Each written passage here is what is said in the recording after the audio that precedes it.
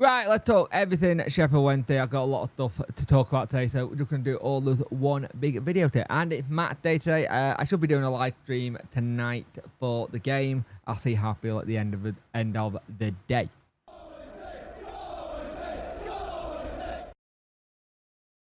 Hello and welcome to this video. If you could like, share, and subscribe, I'd much appreciate it. Liking out the algorithm, sharing gets in front of people's faces, and subscribing lets me know you like the channel. Hit that notification bell to let you know when videos go live. Just a little bit of a warning, my F&D is not having a fun time with me today with the heat, so bear in mind there might be some little seizures in all between the video today. It can be one of those kind of days. So we'll start with what got done last night because I was just too knackered to talk about it. It's about Liam Cooper that we are exploring the stages of potentially signing the ex-league captain. The thing is, lifting the two embargoes is good. I think bringing someone in like Cooper would be good. It would help us a lot just because at 33 it gives us the experience that we don't have right now, and that's something that is vital. We've got a couple of people who are in and around it, so you've got your Palmers, you've got your Matt Lowe, you've got your Valeries, but having someone else who's just got that little bit more leadership on the pitch, if we need to say replace the Barry Bannon or say there's another like Liam Palmer out there, it just gives you another experienced head in the dressing room to help the younger lads get on a little bit more, because we know for a fact that can be something that they're going to really struggle with. So we are expecting a very young side tonight in the cup. Let's be honest, we just don't have the people to massively rotate, so it's going to be quite young. Henry said this, saying we need to change. We have the game on Saturday, so I think there'll be some changes. We will look.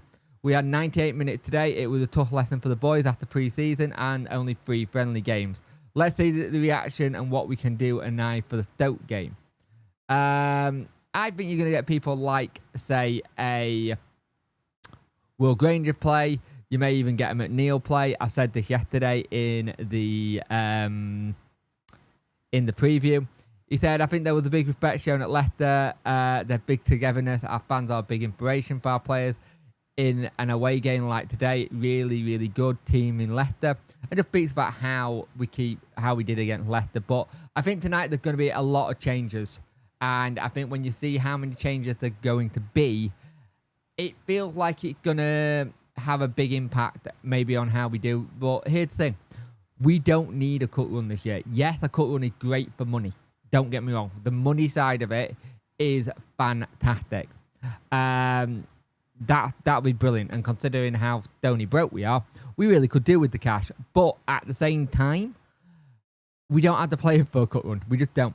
Getting out of the cup early probably would be a good thing for us. Concentrate on the main thing that will be staying in the league. So yeah, that's one of the things I'd say, but you never know. On Bernard, we know Bernard is someone who picked up a big injury January time last season, and we knew he was going to be back around the August September time. Now there is no guarantee when he's going to do. Pedro said he can't exactly say on time scale that he's going to be back, but he said it's going really well, but it's still a long time before he can play, and we're really looking forward to having him back. If we can get someone like Bernard back really quickly, that'd be very good for us in a whole. It gives us that extra person at back and gives someone like Otterby a little bit of a chance of a rest and use him as more of a sub than a first teamer. Don't get me wrong, last season he stepped in brilliantly, but you've got to come into the English game, not the English game, men first team football and really go at it. And he had some good performances last season. So let's hope he got it in the tank and he can keep going. But having Bernard back would be great, because I do see our back lineup being an Iorfa Bernard lineup. Now, my only thing there, who can step up and be that leader? Because I don't see either one of them being a leader, if that makes sense. But we'll see on that one. But that's where back we are with Bernard and how close he is.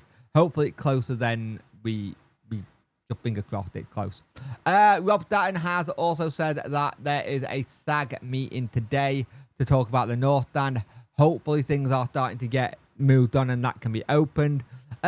hopefully this means we're a bit closer to finding out some clarity about what's going on with the ownership of the club as well.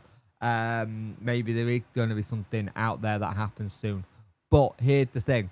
People sitting in SAG meetings is good. It means that it's all getting done. It means the people are starting to find out a little bit more about if we can have that stand open for Stoke. Because you've got to find out today, really. Let's be brutally honest. Today got to be the day if someone finds out what's going on with the North Stand, so they can A, make all the arrangements they need to make to move people, and B, making sure that it's safe for people to come in. So, Sheffield Wednesday Support Trust has outlined the plans for it and made it clear the stance on how any whistle protest should play out. So, there's going to be a funeral procession in which a coffin will be carried through Hill Park. Pre-match, guest speakers gathered include local politicians. The trust say timings and further details will be released ahead of the day. They are doing a protest in the park if people do not want to attend the match as part of the ongoing protest pending at the club kind of thing. There is no protest tonight for the Carabao Cup. There's also murmurings about a whistle thing. And they kind of got this whole thing. They don't really want to do it because it could risk it being abandoned. He said, we've been hearing on the internet, seeing various posts that are going to be whistle process.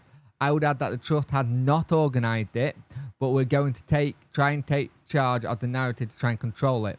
What we don't want is a complete abandon of the game, but unless people's right to protest and the need to protest.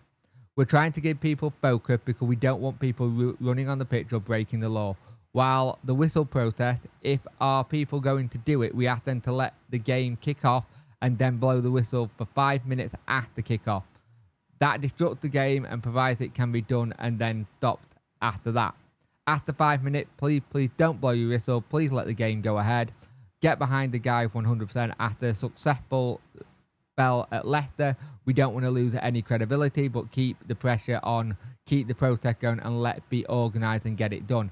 And that was from the trust speaking to BBC Radio Sheffield last night.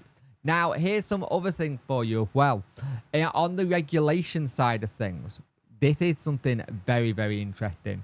Labour are trying to speed up the regulation, ensure powers that football regularly can be switched on come November the 3rd. Richard Monks announced shortly as CEO will be in his role soon. Significantly for Sheffield Wednesday and Morecambe. So they will have the right the owner can be stripped of their right to own a football club and be forced to sell at a price that the regulator choose. Now, is this a good thing or a bad thing? I know a lot of people don't want government involved in the football clubs, and I get that. But are we getting to that point where this is the way we've got to go? And the thing is, if this is happening and if they are speeding up the process, like they say they're going to do, they're going to have it that I reckon they're going to look at especially on Morecambe and Sheffield Wednesday to try and get it done before November. So those two clubs can move forward. So we can move forward and Morecambe can move forward and show this is what the regulation is going to do. And maybe it just gives the owners a little bit of that, like, oh, we can't do all these things we've done in the past. There is now going to be action to our consequences. We can't just put a club out of business and be done. So that's where back we are today. A little bit of everything today on the news show. But thank you for watching. I will speak to you in the next one. Like, share, and subscribe. Remember, on the road to 5K. And keep an eye on notifications. There may be a stream tonight. There may not be. I'll see how I feel at the end of it. Speak to you soon. Bye.